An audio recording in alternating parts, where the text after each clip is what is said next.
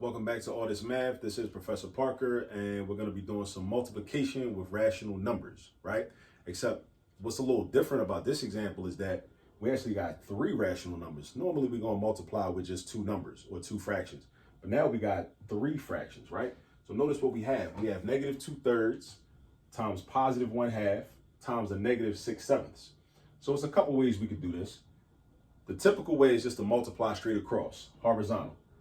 Multiply all your numerators and then multiply all your denominators, right? Meaning, but you multiply them in order. And once you get the product of the first two numbers, then you take that product and then you're going to multiply it by the third number. So check me out, right? You're going to do 2. Oh, and another thing, this is a negative, this is a positive, this is a negative. We're going to worry about whether it's negative or positive at the end after we do all the multiplication, just to keep things simple.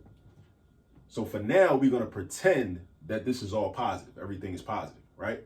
But actually, as I look at it, I know that a negative times a positive gives me a negative, and then a negative times a negative is going to give me a positive. So I know that my final product is going to be positive at the end of the day. You know what I mean? So I do 2 times 1. That gives me 2. Then I take that 2 and I multiply it by 6. 2 times 6 is 12. So that's going to be my product for my numerators. So I got 12. I write that. Then I put my fraction bar. Then I do the same thing with the denominators. So my denominators are 3 times 2. The 3 times 2, that gives me 6. And then I do 6 times 7. That gives me 42. You got to know your multiplication facts, right? You don't want to be counting with your fingers. You don't want to be breaking out a calculator to do 6 times 7. You don't want to do that. Memorize your multiplication facts at a minimum from 1 times 1 up to 12 times 12. So that way it'll just be like from rote memorization, you'll just know on sight, oh, 6 times 7, that's 42. You know what I'm saying?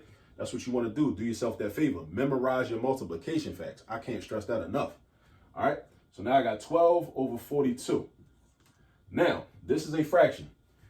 Before you finish your work with multiplying, dividing, adding, subtracting, doing anything with fractions, you always want to check to make sure that it's in the most reduced form.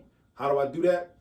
I test out the numerator and denominator and I check to see if they have a greatest common factor that is greater than 1. Because if the greatest common factor is just 1, you can't reduce it, basically, right?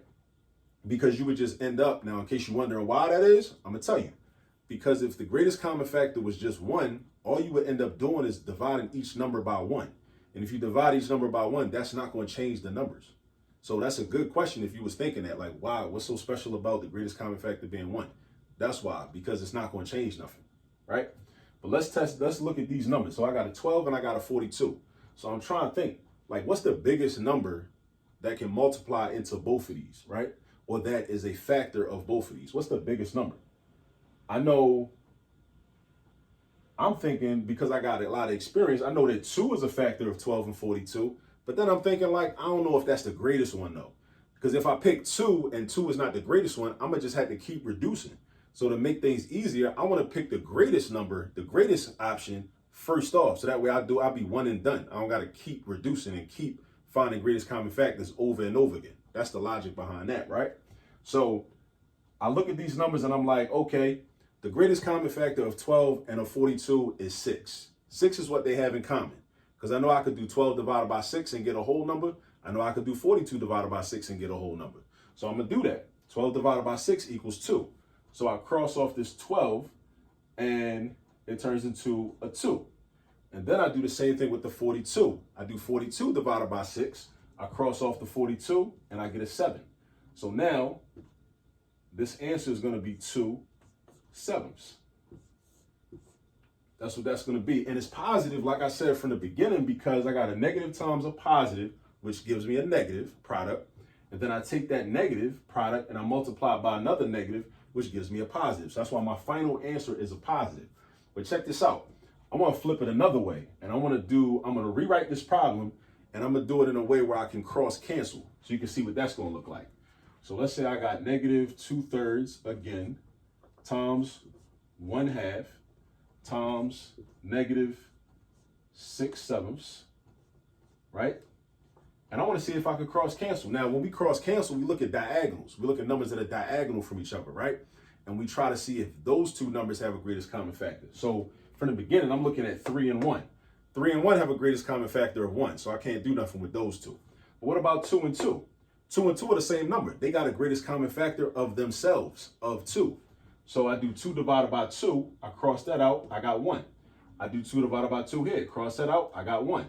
Now I'm looking over here. I got a 1 and a 6. I got a 7 and a 1. And let me see. Oh, now, even though with cross canceling, we typically dealing with diagonals, you might say, well, the 3 and the 1 are diagonal from each other. But also, we can consider 3 and 6 diagonal from each other because the 3 is at the bottom and the 6 is on top. So the 3 is a denominator and the 6 is a numerator. So imagine it like this. What if all 3 of these fractions were combined into one big fraction, like consolidated into one big fraction? Then you would have this 2, this 1, and this 6, right?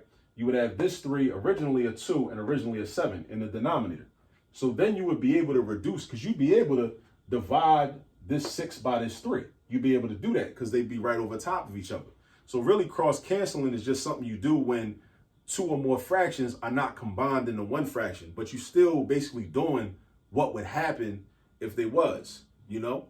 So I say all that to say that you can cross cancel even if the fractions aren't adjacent to each other, right? And that's another thing too, because you know, multiplication is commutative. The order don't matter. If it makes you feel more comfortable, you could imagine that, okay, well, the 1/2 is first and then the negative 2/3 is over here, or the negative 1/3 now, because that 2 turned into a 1. That was over here. And then you would be able to cross cancel the 3 and the 6, or at least it would look more normal. But just understand it don't matter. As long as the numbers that you're cross canceling, the diagonals that you're dealing with, as long as one is on the bottom and one is on the top, it's cool. So look, 3 and 6. What's the greatest common factor of 3 and 6? The greatest common factor of 3 and 6 is 3. It's 3. So you're going to do 3 divided by 3. This 3 turns into a 1. Then you're going to do 6 divided by 3. This 6 turns into a 2. Right? Now you multiply. 1 times 1 times 2. 1 times 1 is 1. 1 times 2 is 2.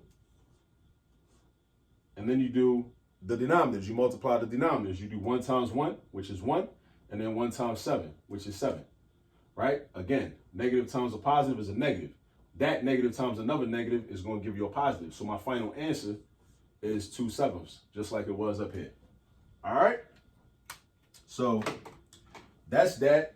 That's multiplying rational numbers or multiplying fractions when you have more than two fractions or more than 2 rational numbers.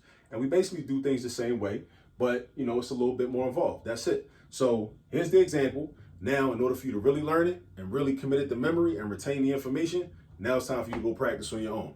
All right? So go get some practice and I'll catch up to you in the next video. Peace.